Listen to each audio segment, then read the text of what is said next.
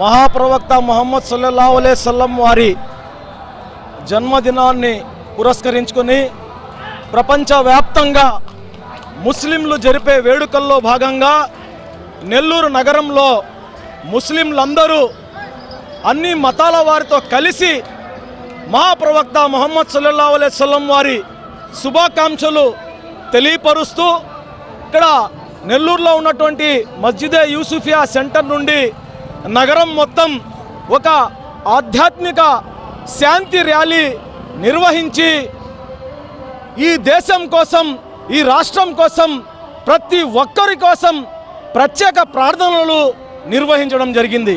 ఎందుకంటే మహాప్రవక్త ముహమ్మద్ సల్లల్లాహు అలైహి వసల్లం వారు బోధించినటువంటి బోధనలలో ఆయన మానవత్వం కోసం ప్రార్థన చేయండి, అన్ని మతాల వారి కోసం వారు సుభిక్షంగా ఉండాలనే ఉద్దేశంతో మీరు ప్రార్థనలు చేయాలి. మీ పొరుగువారు ఆకలితో ఉంటే నువ్వు కానీ అన్నం తింటే నువ్వు ముస్లింవే కాదు అని చెప్పినటువంటి మహామహులు మహాప్రవక్త ముహమ్మద్ సల్లల్లాహు అలైహి వసల్లం వారు.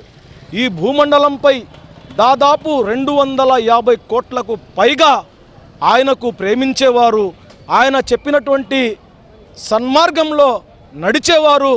నేటికి 1500 సంవత్సరాలు అయినప్పటికీ ఈ రోజుటికి ఆయన మీద ఏ త్యాగానికైనా సిద్ధపడేవారు ఉన్నారంటే మేము అర్థం చేసుకోవచ్చు.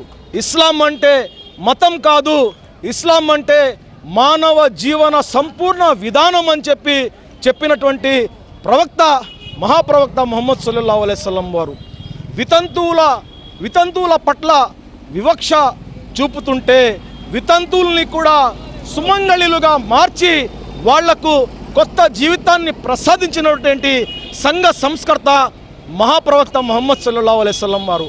అనాథల హక్కులు, అదేవిధంగా మానవత్వం మంట కలిపే ఏ కార్యాలు ఉన్నాయో ఆ కార్యాల కోసం అనేక పోరాటాలు చేసినటువంటి ప్రవక్త మహాప్రవక్త ముహమ్మద్ సల్లల్లాహు అలైహి వసల్లం వారు.